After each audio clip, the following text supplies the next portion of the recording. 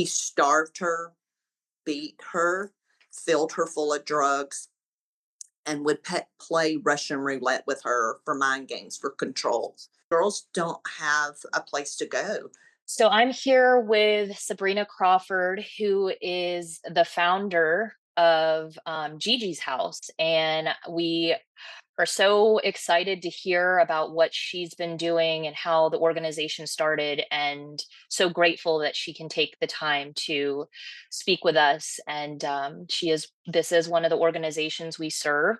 So we're excited to hear more about what the organization, how it started.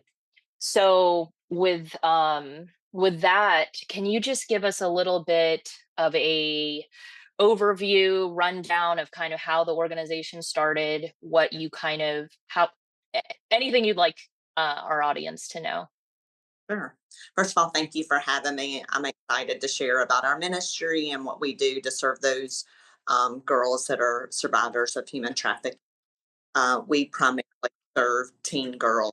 And so the way our organization started is I've always had a love for serving youth that didn't have a voice, abuse and neglect as a CASA for many years. And I have always wanted to help those that otherwise, feel hopeless. And so I was doing some street ministry, working with law enforcement on stings, going out to the various hotels and helping rescue and then serve and mentor young ladies. And my heart has always been with youth just because of my background and the dysfunctional life, I had as a child and as a young teen. And so my heart has always just been heavy for the girls or kids that are just don't seem like they have hope. And so as I worked with organizations and law enforcement, one of the biggest needs that we saw, we were rescuing the kids. We thought we were getting them off the street, and then I would find another week later the same girl right there in that hotel, which was surprising to me, and I couldn't really understand why. And the more I talked to DFACs and law enforcement and those that were already serving the youth, one of the things we found is, or I found out, was that girls don't have a place to go. They typically can't go back home because that's where the abuse started, or where it birthed from with functional family dynamic, or the abuse was from a family member. So the youth could not go back to the home. There's very limited group homes, and there's very limited resources in the foster care field for this level of trauma. And so, what we were finding, and what we still continue to find, is that our youth run quite often. And that was probably the biggest surprise for me when I finally did open Gigi's House, was why they ran. And so, what we were finding is the youth were right back on the street. And again, like I said, very little resources. And so, it was really heavy on my heart. God, please show me what you want me to do. What can I do to help these girls get off the streets permanently, not just a week, not just, a month? What can help them not get back into the life? And the more and more I prayed about where God would, you know, get what purpose I would have, what He would show me He wanted me to do, it just over and over was open up a home. And I had no experience at all, none, zero. I work in the car business actually, and so for me, it was a big undertaking trying to figure out, and there wasn't a lot of resources either, not a lot of help as to how you do it. But ultimately, Gigi's House was birthed. There was a lot of no's. We love what you're doing, but don't want you here. Not in our neighborhood. Don't put that house here. Don't bring these kids here.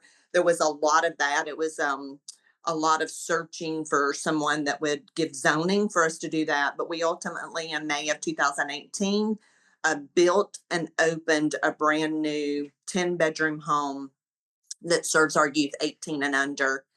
And since then, we've actually opened a second home. And so we have a total of 20 beds for teen girls that are under 18 and under. Wow. And so that got started is just seeing the need on the streets. Yeah. Wow, that is an incredible story. It's so touching, but also like what you were saying about being driven to this need and saying, I don't know what I'm doing, but like show me the way. But your own experience being a victim of dysfunction, is there anything that you think really struck you when you felt the need and had the calling to do this? I was raped as a preteen, and it was by a family member, an uncle. And, I don't know that the rape so much affected me as a child as what my mom said to me when I called her to come get me, and what she said to me when I got home. And the words on the telephone where I'm calling my mom to please hurry up and come get me, she said, "I am not driving all the way there to come get you. You need to sleep on the couch so he can't get to you." And and then when I got home, she was standing there, and I'm in my 50s, almost 60 years old, and I remember it like it was yesterday, even though I was, under 13 years old. It was, "Don't you dare tell Mm, your dad, he will mm, kill." And we never spoke about it ever again, ever. wow. And I think for me, that hurt more than the rape. Um, Yeah. the mom that should have been there, who was not, scarred me for so long in so many areas. And I never told anybody because I felt ashamed. Right. I felt like I did something wrong. She said, "Go, you need to sleep on the couch. Like you did something wrong." It's always been about the girl, the child who had that same mom that honestly just didn't know any better. And so I don't want another girl to go through what I went through. I don't want another 13-year-old to not have someone say, this was not your fault. You have nothing to be shameful for. And I, I will help you get the help you need for that trauma. It has been hard. I can just tell you, like, this ministry is the hardest thing I've probably ever had to do. The amount of red tape, the amount of things you have to fight for these girls' rights, the financial burden, the emotional burden. I Yeah. mean, but I can tell you, I then turn around and sit across from a girl or beside a girl who would say to me, "I would be dead if it wasn't for the ladies at Gigi's house. I would, I wouldn't have made it." And they come to us so angry, oh, so angry. But over time, you start seeing that barrier break down, and I get it. I know why they're angry. To know that these girls get raped 12, 13 times a night and sold by people that should be loving them and nurturing them, it's just unfathomable to me. I just don't know how that's humanly possible for another person to do that. But me and my staff do what we do because we're sitting by that girl that says, "I don't think I'd be here today had it not been for you." Yeah. I can't imagine.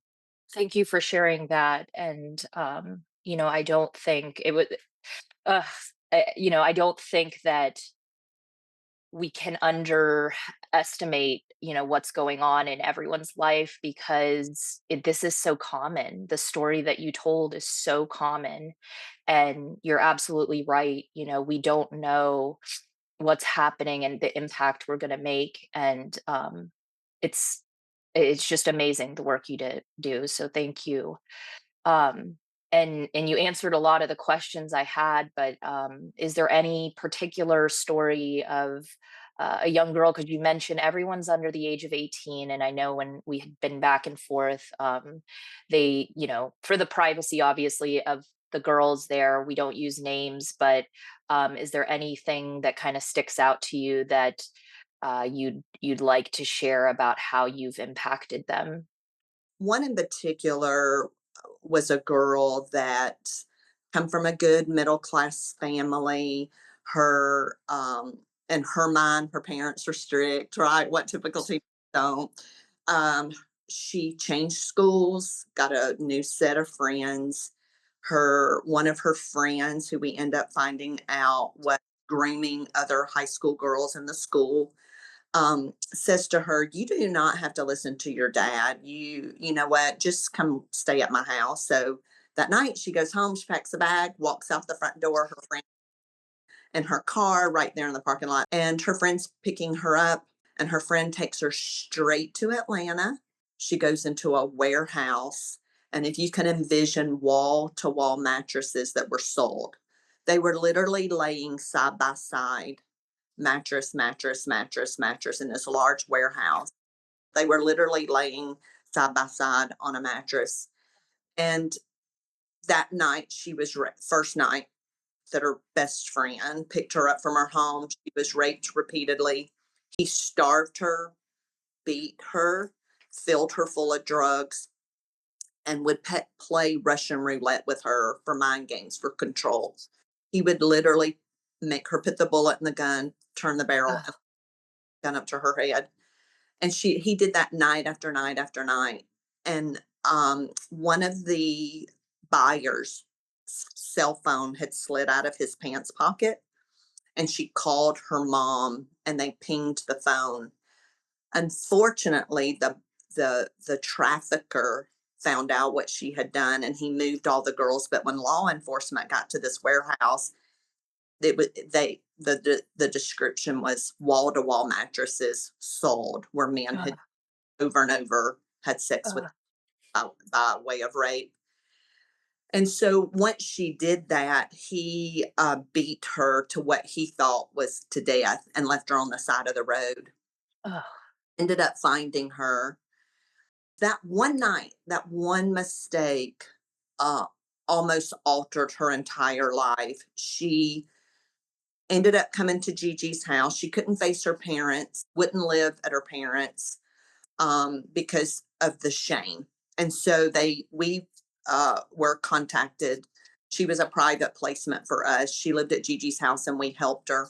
She she got involved in smoking marijuana, and really was trying to mask the pain, and ended up going back to a trafficker.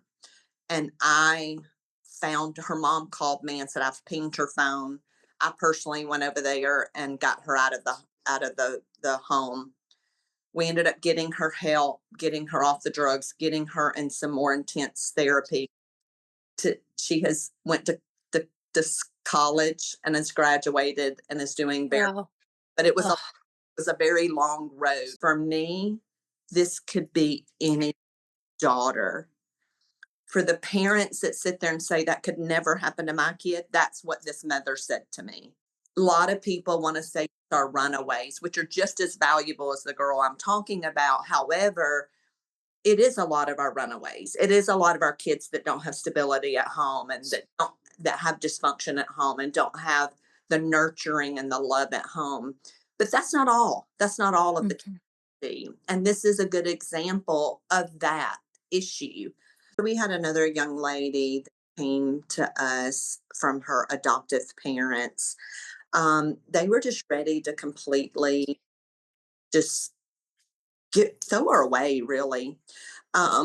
And so we took her in another private placement, that was not in DFAC. So this young lady was adopted because her mother had died. She had no other family. And she said to me, "I never felt loved in that family." So she looked for love in other places, had a boyfriend, supposedly, who just absolutely adored her. They were going to move off together after high school. He was going to help pay her way to college. Just all these promises. And so one night he calls her and says, "Hey, I need you. Can you come over? I'm gonna come pick you up. It was in the middle of the night. She goes, I can't sneak out of my house. And he goes, no, no, no, it's very important. I really need you. So anyway, she does it against her intuition. She does it, climbs out of her window, gets there. Uber driver or Lyft driver is waiting on her, and she calls her boyfriend. She goes, I'm not getting in the car with this Uber driver. He goes, no, my car's broke down. He's going to bring you to Mm. my. She gets to her house, and gets to his house, and all these men are there waiting. And he said, look, baby, I love you. We're going to have a life together. I'm going to help you through college. My car's broke down. The only way I'm going to be able to go to work is to get my car fixed. Can you just do this for me this one time? And she was like, absolutely not. And he kept on, ends up talking her into it. She has sex for money all throughout the rest of the night. The next morning, the Uber driver goes to take her home, and he looks at her and he said, if you tell a single soul, I will kill your brother. Now, she goes home, climbs back in the window, does this for 1 solid year until they Ugh. find her. So for a year, she sneaks out, sneaks back in every single night, every single morning. He sells her. There's he Obviously he starts treating her like horribly. That all of that was false love. And so adopted dad catches her, and instead of getting her help, tries to get her in a mental institution. They take her, then say she's not eligible. They tell her family to come pick her up, and they won't do it. They won't come pick her up. She ends Yeah. up in a house completely broken with no family, and the one and only family that was supposed to love her after her mother dies, um, just throws her away. She stayed at Gigi's house for about 3 years and ended up going off to college, doing very well. And so another success story. We don't get to hear all the success stories Yeah. daily, and go back home, and defects don't keep us involved, but some of them we do get to hear the Mm. success stories. And so very proud of both of those young ladies that I just talked about, that worked hard through their trauma and just was determined that they were not going to let the trauma define them. So Yeah. How do you determine, when someone's ready to kind of leave the coop?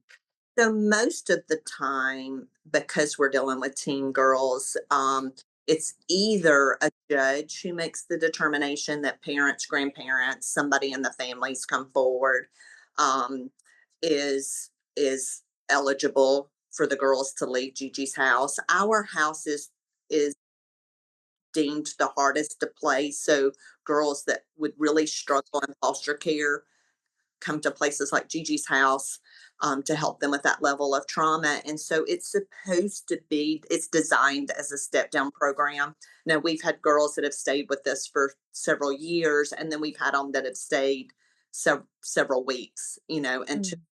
a family member has come forward. And then there are girls at 18 that sign themselves out because they're eligible to do that. We've helped girls get apartments. We've partnered with apartment complexes to get reduced housing for the girls. So we help Mhm. get established in apartments and get on their feet. A lot of times they struggle. They need more supportive resources, especially for the girls that did not get an opportunity to stay with us long enough to truly get the level of trauma that they needed, work through that level of trauma. I mean, how do you find, uh, you know, the resources for that? What Sure. Yeah. So all of the girls get trauma informed therapy that's done on site. We partner with a counseling center. They come on site to Gigi's house. We're actually about 6 weeks away for our third building being open, which will include 5 therapy offices, doctors' offices on site. And then we've partnered with other organizations that come in and do a lot of independent living life skills. A lot of our girls don't have the necessary skills needed. you've seen some of the impact, small impact that we've made just by donating our bags because we focus more on menstrual products and then just toiletries, household products, more so things that we know women need. A lot of times we pass out bags to women that are standing on the corner of the street. They have wipes in it, they have, just basics, toothbrush, shampoo, all the things that we take for granted. And as we pack these bags, kind of being mindful of what we as women and as people have and what a lot of women don't. But what have you seen in terms of the needs for women and what sort of impact that's made? Well, first of all, thank you for that. We really appreciate all of our community partners who come alongside of us. We definitely couldn't do it without people like you and your organization. I can tell you, we go through a lot of shampoo and any type of women's products that you can quite imagine, right? And we still help the girls that leave us. It is quite often, I mean, I've literally taken a bag of groceries and pads and feminine products to a resident that had been away for 2 years, and so um, financially, this ministry has had its struggles from time to time. Always, God has provided a way, 100% of the time. 100% of the time that we've had those struggles, having items we don't have to pay for allows us to pay for other services. It just helps us tremendously. Mhm.